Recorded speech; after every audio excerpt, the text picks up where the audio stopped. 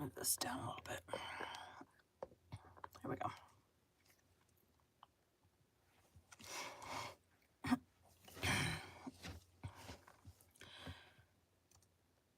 Today we'll be continuing Rilla of Ingleside by Lucy Maud Montgomery. Chapter 4. The Piper Pipes. Rilla's first party was a triumph, or so it seemed at first. She had so many partners that she had to split her dances. Her silver slippers seemed verily to dance of themselves, and though they continued to pinch her toes and blister her heels, that did not interfere with her enjoyment in the least. Ethel Reese gave her a bad 10 minutes by beckoning her mysteriously out of the pavilion and whispering, with a Reese-like smirk, that her dress gaped behind, and that there was a strain on the flounce.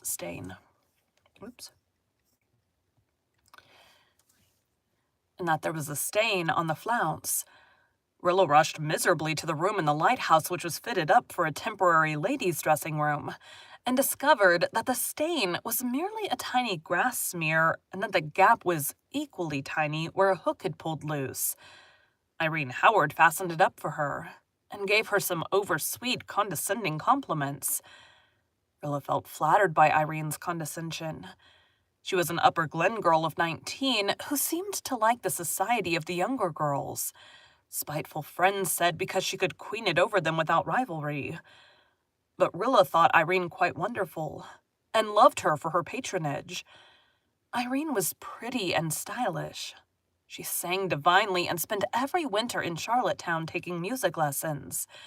She had an aunt in Montreal who sent her wonderful things to wear. She was reported to have had a sad love affair. Nobody knew just what, but its very mystery allured. Rilla felt that Irene's compliments crowned her evening. She ran gaily back to the pavilion and lingered for a moment in the glow of the lanterns at the entrance, looking at the dancers.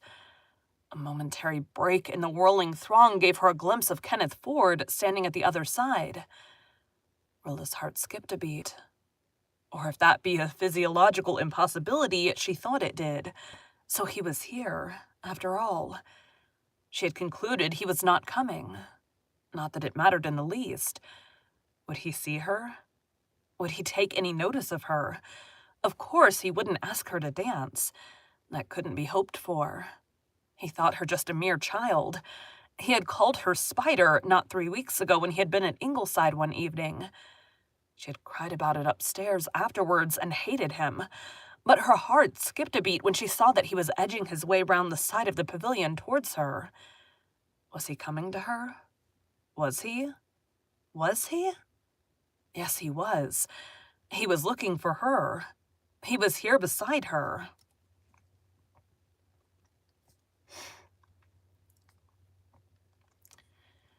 He was gazing down at her with something in his dark gray eyes that Rilla had never seen in them.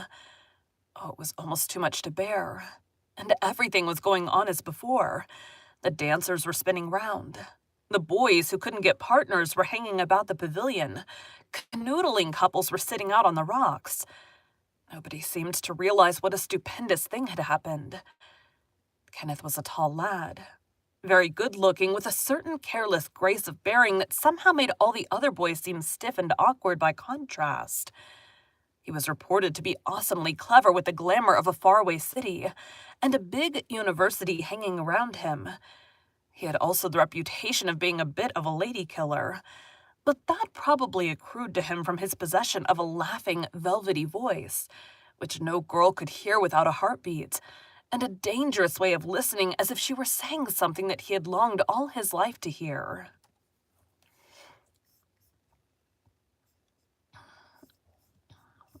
Okay.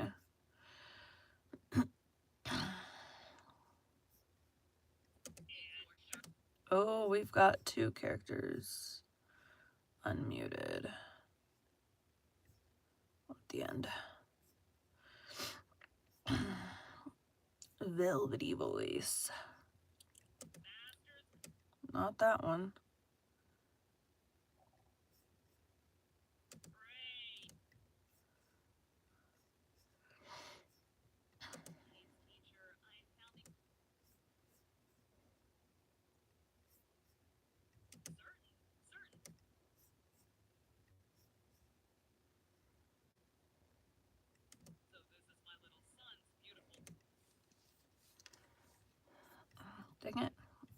what to do.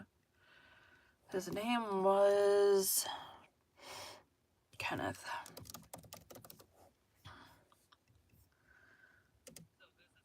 So this is my...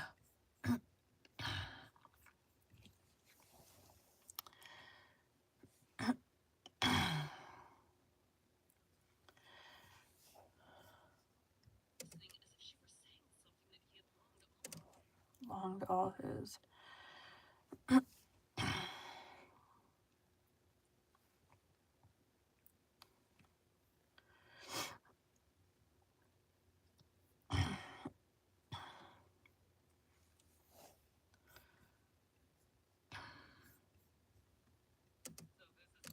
So this is...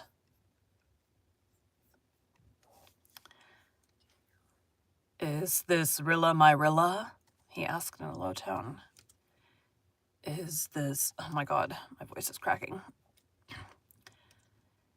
Is this Rilla my Rilla? He asked in a low tone.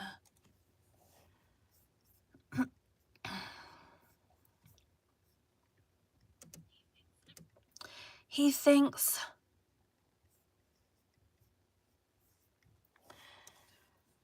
Yes, said Rilla, and immediately wished she could throw herself headlong down the lighthouse rock, or otherwise vanish from a jeering world. Rilla had lisped it.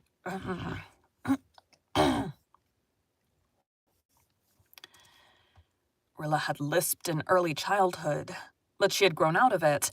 Only on occasions of stress and strain did the tendency reassert itself. She hadn't lisped for a year, and now at this very moment, when she was so especially desirous of appearing grown up and sophisticated, she must go and lisp like a baby. It was too mortifying. She felt as if tears were going to come into her eyes. The next minute she would be blubbering. Yes, just blubbering. She wished Kenneth would go away. She wished he had never come. The party was spoiled. Everything had turned to dust and ashes, and he had called her Rilla my Rilla. Not Spider, or Kid, or Puss, as he had been used to call her when he took any notice whatever of her. She did not at all resent his using Walter's pet name for her. It sounded beautifully in his low caressing tones, with just the faintest suggestion of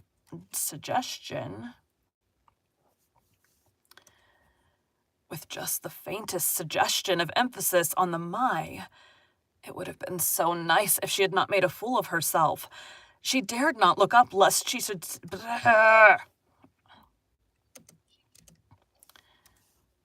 She dared not look up lest she should... She dared not look up lest she should see laughter in his eyes. That came out really weird. She dared not look up lest she should see laughter in his eyes. She looked down.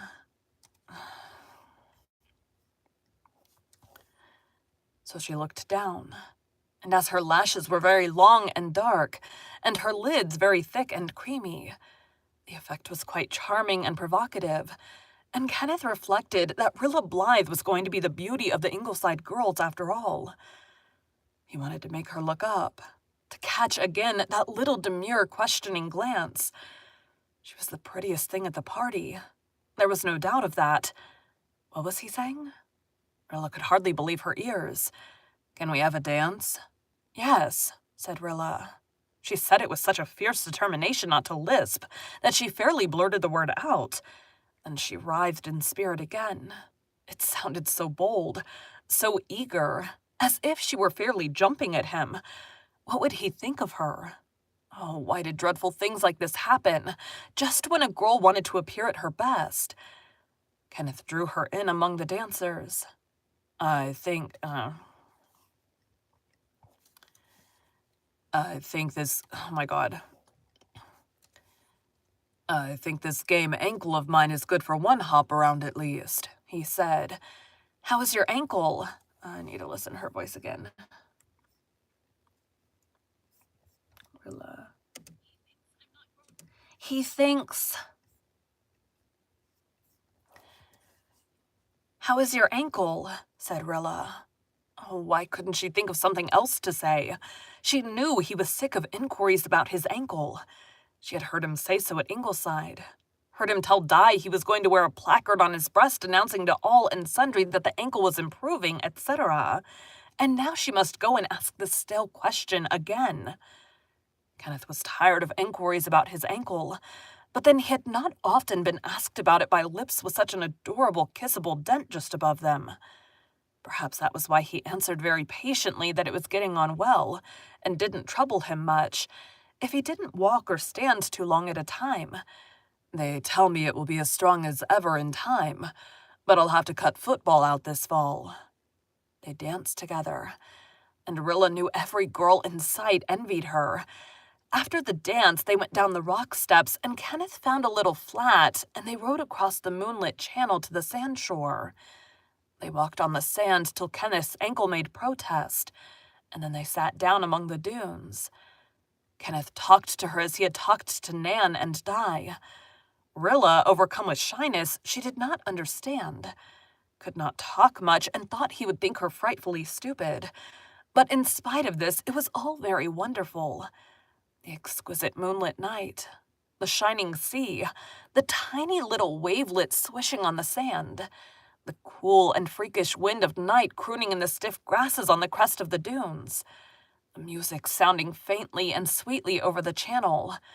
"A merry lilt o' moonlight for mermaiden revelry," quoted Kenneth softly from one of Walter's poems. And just he and she alone together in the glamour of sound and sight. If only her slippers didn't bite so, and if only she could talk cleverly like Miss Oliver. Nay, if she could only talk as she did herself to other boys. But words would not come. She could only listen and murmur little commonplace sentences now and again. But perhaps her dreamy eyes and her dented lip and her slender throat talked eloquently for her. At any rate, Kenneth seemed in no hurry to suggest going back, and when they did go back, supper was in progress. He found a seat for her near the window of the lighthouse kitchen, and sat on the sill beside her while she ate her ices and cake. Rilla looked about her and thought how lovely her first party had been. She would never forget it. The room re-echoed to laughter and jest. Beautiful young eyes sparkled and shone. From the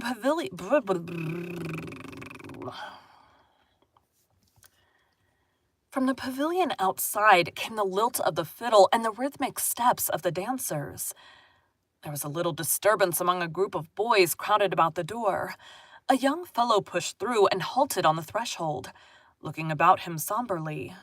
It was Jack Elliott from Over Harbor, a McGill medical student, a quiet chap not much addicted to social doings.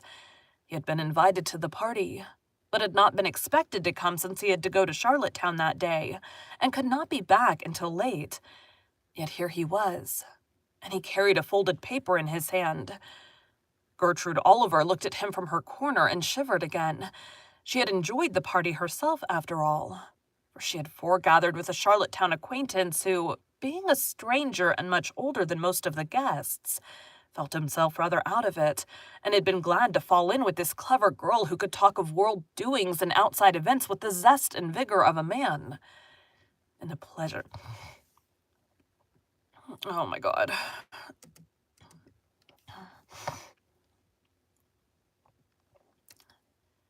In the pleasure of his society, she had forgotten some of her misgivings of the day.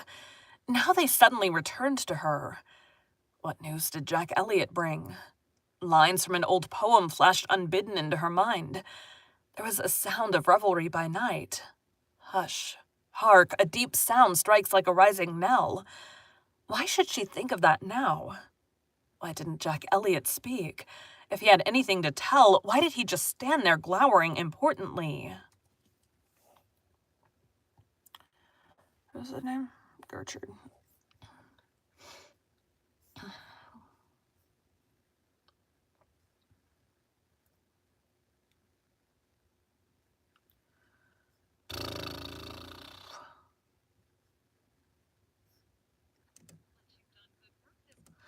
But you've done good work.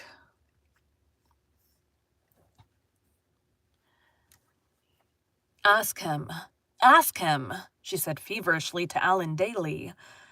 But somebody else had already asked him. The room grew very silent all at once. Outside, the fiddler had stopped for a rest, and there was silence there, too. Afar off, they heard the low moan of the Gulf, the presage of a storm already on its way up the Atlantic. A girl's laugh drifted up from the rocks and died away as if frightened out of existence by the sudden stillness. Jack Elliott.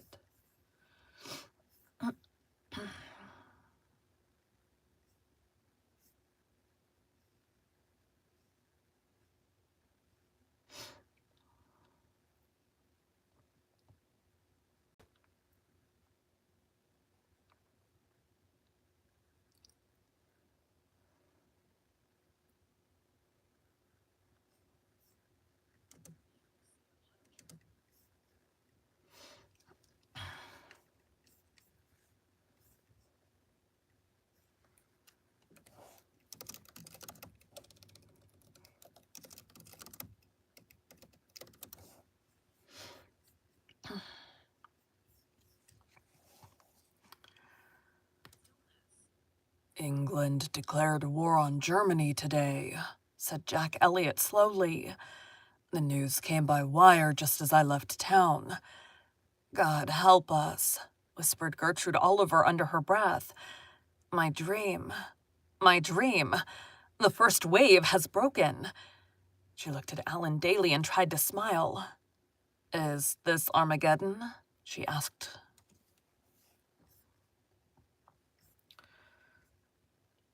His name was Alan.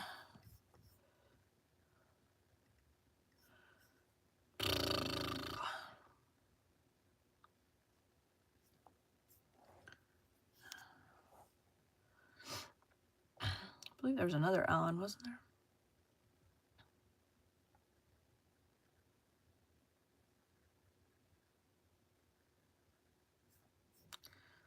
We'll use not that one.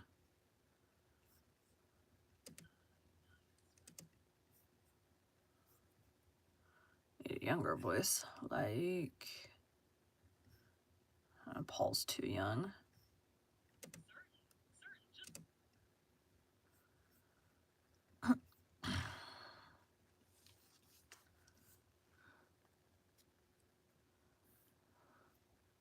Oh, there's a hair in my eye.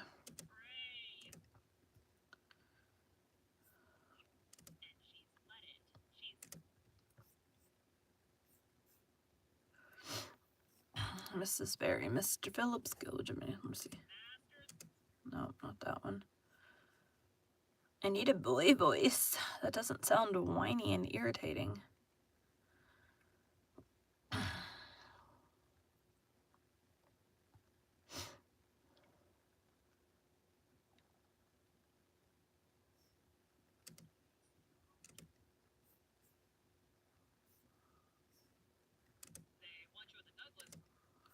Here, let's do this one. Alan Daly. Doop.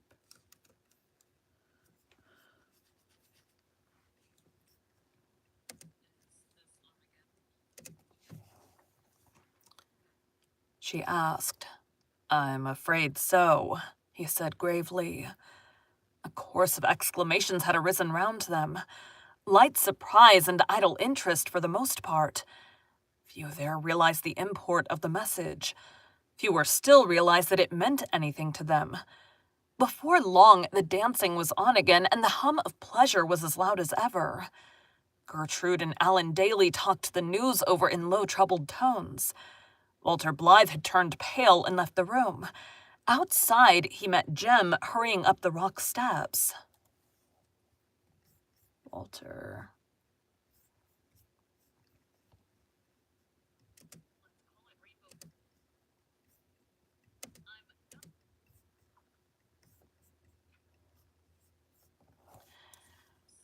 Have you heard the news, Jem?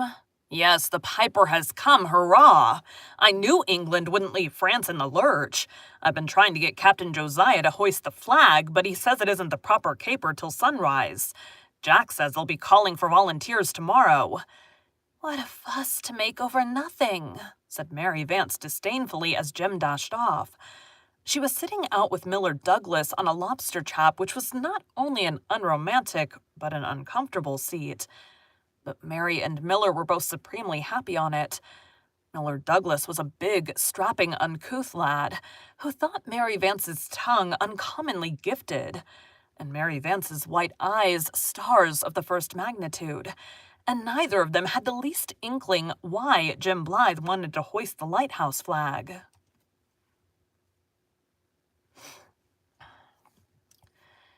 "What does it matter if there's going to be a war over there in Europe? I'm sure it doesn't concern us." Walter looked at her and had one of his odd visitations of prophecy. "Before this war is over," he said, or something said through his lips, "every man and woman and child in Canada will feel it. You, Mary, will feel it to your heart's core. You will weep tears of blood over it. The piper has come, and he will pipe until every corner of the world has heard his awful and irresistible music. It will be years before the dance of death is over. Years, Mary, and in those years, millions of hearts will break." "Fancy now," said Mary, who always said that when she couldn't think of anything else to say. She didn't know what Walter meant, but she felt uncomfortable. Walter Blythe was always saying odd things. That old piper of his. She hadn't heard anything about him since their play days in Rainbow Valley, and now here he was, bobbing up again. She didn't like it, and that was the long and short of it. "Aren't you painting it rather strong, Walter?" asked Harvey Crawford, coming up just then. "The war won't last for years. It'll be over in a month or two. England will just wipe Germany off the map in no time."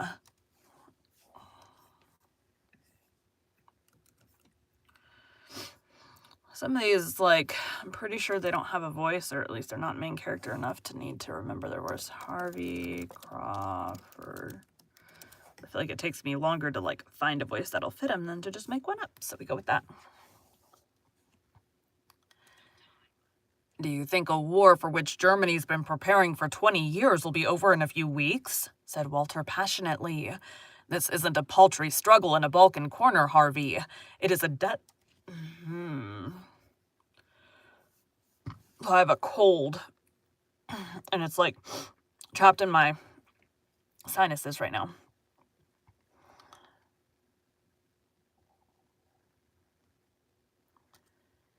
This isn't a paltry struggle in a Balkan corner, Harvey.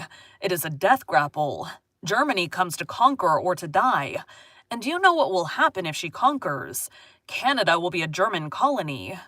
"Well, I guess a few things will happen before that," said Harvey, shrugging his shoulders. "The British Navy would have to be licked for one, and for another, Miller here, now, and we'd raise the dust, wouldn't we, Miller? No Germans need apply for this old country, eh?" Harvey ran down the steps, laughing. "I declare, I think all you boys talk the craziest stuff," said Mary Vance in disgust. She got up and dragged Miller off to the rock shore. It didn't happen often that they had a chance for a talk together. Mary was determined that this one shouldn't be spoiled by Walter Blythe's silly blather about pipers and Germans and such like absurd things. They left Walter standing alone on the rock steps, looking out over the beauty of Four Winds with brooding eyes that saw it not. The best of the evening was over for Rilla, too. Ever since Jack Elliott's announcement, she had sensed that Kenneth was no longer thinking about her. She felt suddenly lonely and unhappy.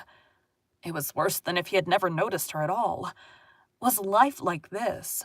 Something delightful happening, and then, just as you were reveling in it, sleeping. Just as you were reveling in it, slipping away from you. Rilla told herself pathetically that she felt years older than when she had left home that evening. Perhaps she did. Perhaps she was. Who knows? It does not do to laugh at the pangs of youth. They are very tangible because youth has not yet learned that this too will pass away. Rilla sighed and wished she were home, in bed, crying into her pillow.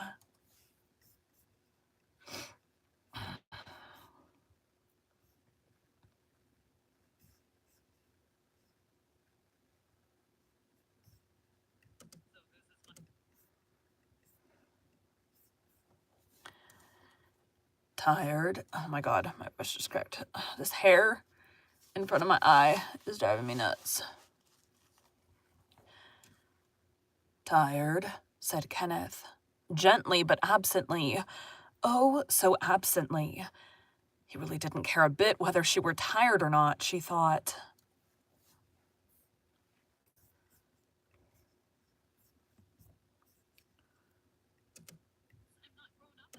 I'm not grown up. Kenneth, she ventured timidly, you don't think this war will matter much to us in Canada, do you? Matter?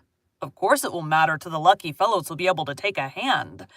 I won't, thanks to this confounded ankle. Rotten luck, I call it. I don't see why we should fight England's battles, cried Rilla. She's quite able to fight them herself. That isn't the point. We are part of the British Empire. It's a family affair. We've got to stand by each other. The worst of it is, it'll be over before I can be of any use. Do you mean that you would really volunteer to go if it wasn't for your ankle? Asked Rilla incredulously. Sure I would. You see, they'll go by thousands. Jem will be off. I'll bet a cent. Walter won't be strong enough yet, I suppose. And Jerry Meredith. He'll go. And I was worried about being out of football this year. Rilla was too startled to say anything. Jem? And Jerry? Nonsense. Why, Father and Mr. Meredith wouldn't allow it. They weren't through college. Oh, why hadn't Jack Elliott kept his horrid news to himself? Mark Warren came up and asked her to dance. Rilla went, knowing Kenneth didn't care whether she went or stayed. An hour ago, on the sands shore, he had been looking at her as if she were the only being of any importance in the world. And now she was nobody. His thoughts were full of this great game which was to be played out on the blood-stained fields with empires for stakes. A game in which women... A game in which womankind could have no part. Women, thought Rilla, miserably, just had to sit and cry. Women, thought Rilla miserably, just had to sit and cry at home. But all this was foolishness. Kenneth couldn't go. He admitted that himself. And Walter couldn't. Thank goodness for that. And Jem and Jerry would have more sense. She wouldn't worry. She would enjoy herself. But how awkward Mark Warren was. How he bungled his steps. Why, for mercy's sake, did boys try to dance who didn't know the first thing about dancing, and who had feet as big as boats? There. He had bumped her into somebody. She would never dance with him again. This is a long chapter. I knew that going into it, though. Excuse me. I typically try to do 2 chapters or 5,000 words, so sometimes that's like 3 chapters. But when I did the 2 chapters and copied it over, it was almost 10,000 words. So this chapter and the next chapter are long chapters. She danced with others, though the zest was gone out of the performance, and she had begun to realize that her slippers hurt her badly. Kenneth seemed to have gone. At least nothing was to be seen of him. Her first party was spoiled, though it had seemed so beautiful at one time. Her head ached. Her toes burned. And worse was yet to come. She had gone down with some over-harbor friends to the rock shore where they all lingered as dance after dance went on above them. It was cool and pleasant, and they were tired. Rilla sat silent, taking no part in the gay conversation. She was glad when someone called down that the over-harbor boats were leaving. A laughing scramble up the lighthouse rock followed. A few couples still whirled about in the pavilion, but the crowd had thinned out. Rilla looked about her for the Glen group. She could not see one of them. She ran into the lighthouse. Still no sign of anybody. In dismay, she ran to the rock steps, down which the over-harbor guests were hurrying. She could see the boats below. Where was Jem's? Where was Joe's? Why, Rilla Blythe, I thought you'd been gone home. Why, Rilla Blythe, I thought you'd be gone home long ago, said Mary Vance, who was waving her scarf at a boat skimming up the channel, by Miller Douglas. Where are the rest? gasped Rilla. Why, they're gone. Jem went an hour ago. Una had a headache, and the rest went with Joe about 15 minutes ago. See, they're just going around Birch Point. I didn't go because it's getting rough, and I knew I'd be seasick. I don't mind walking home from here. It's only 1.5 miles. I supposed you'd gone. Where were you? I feel like I got really... He thinks... Down on the rocks with Jem and Molly Crawford. Oh, why didn't they look for me? They did, but you couldn't be found. Then they concluded you must have gone in the other boat. Don't worry, you can stay all night with me, and we'll phone up to Ingleside where you are. Rilla realized there was nothing else to do. Her lips trembled and tears came into her eyes. She blinked savagely. She would not let Mary Vance see her crying. But to be forgotten like this? To think nobody had thought it worthwhile to make sure where she was. Not even Walter. Then she had a sudden dismayed recollection. My shoes, she exclaimed. I left them in the boat. My shoes, she exclaimed. I left them in the boat. Well, I never, said Mary. You're the most thoughtless kid I ever saw. You'll have to ask Hazel Lewison to lend you a pair of shoes. I won't, cried Rilla, who didn't like the said Hazel. I'll go barefoot first. Mary shrugged her shoulders. Just as you like. Pride must suffer pain. I'll teach you to be more careful. Well, let's hike. Accordingly, they hiked. But to hike along a deep-rutted, pebbly lane in frail silver-hued slippers with high French heels is not an exhilarating performance. Rilla managed to limp and totter along until they reached the harbor road, but she could go no further in those detestable slippers. She took them and her dear silk stockings off and started barefoot. That was not pleasant either. Her feet were very tender, and the pebbles and ruts of the road hurt them. Her blistered heels smarted, but physical pain was almost forgotten in the sting of humiliation. This was a nice predicament. If Kenneth Ford could see her now, limping along like a little girl with a stone bruise. Oh, what a horrid way for her lovely party to end. She just had to cry. It was too terrible. Nobody cared for her. Nobody bothered about her at all. Well, if she caught cold from walking home barefoot on a dew-wet road and went into a decline, perhaps they would be sorry. She furtively wiped her tears away with her scarf. Handkerchiefs seemed to have vanished like shoes, but she could not help sniffling. Worse and worse. You've got a cold, I see, said Mary. You ought to have known you would, sitting down in the wind on those rocks. Your mother won't let you go out again in a hurry, I can tell you. It's certainly been something of a party. The Lewisons know how to do things, I'll say that for them, though Hazel Lewison is no choice of mine. My, how black she looked when she saw you dancing with Kenneth Ford, and so did that little hussy of an Ethel Reese. What a flirt he is. I don't think he's a flirt, said Rilla as defiantly as 2 desperate sniffs would let her. You know more about men when you're as old as I am, said Mary patronizingly. Mind you, it doesn't do to believe all they tell you. Don't let Ken Ford think that all he has to do to get you on a string is to drop his handkerchief. Have more spirit than that, child. To be thus hectored and patronized by Mary Vance was unendurable, and it was unendurable to walk on stony roads with blistered heels and bare feet. And it was unendurable to be crying and have no handkerchief and not to be able to stop crying. I'm not thinking about Kenneth Ford at all, cried tortured Rilla. For the record, sniff, sniff, 2 sniffs. Well, let's actually do sniffs. I have the nose for it.